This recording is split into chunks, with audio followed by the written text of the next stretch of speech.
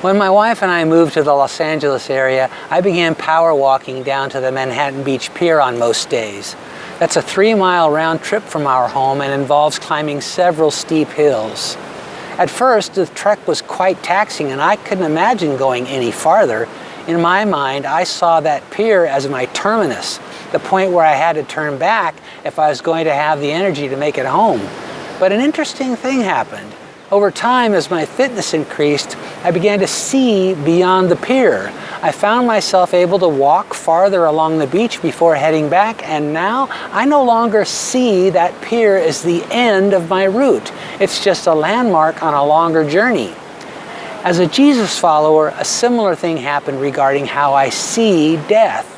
Because of the grace of Christ, I no longer view it as the end of my life. It doesn't mark the conclusion of my hopes, dreams, expectations, and desires. It's just a milestone I will pass along my eternal journey. And that's what Jesus was referring to in John chapter 8, verse 51. He was continuing his response to a verbal assault from the religious leaders. He told them that anyone who keeps his word will not see death.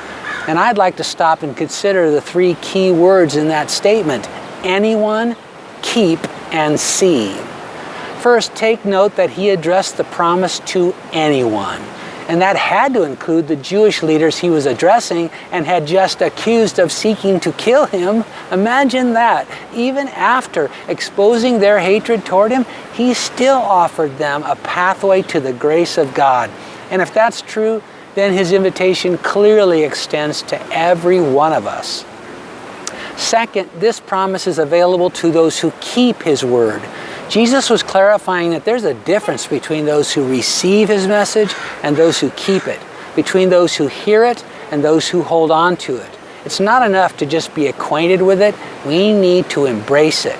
And finally, he said those who do will not see death. It's clear from the following verses, 52 to 55, where he ceded the point that Abraham and the prophets have all died, that he wasn't saying his followers wouldn't die physically.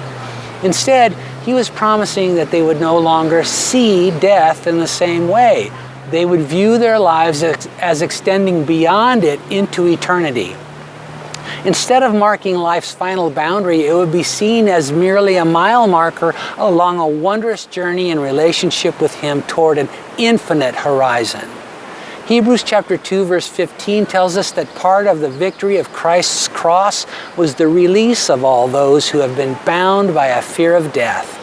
Jesus has defeated it on our behalf and made it possible for us to see beyond it and experience the security that comes from knowing the journey continues.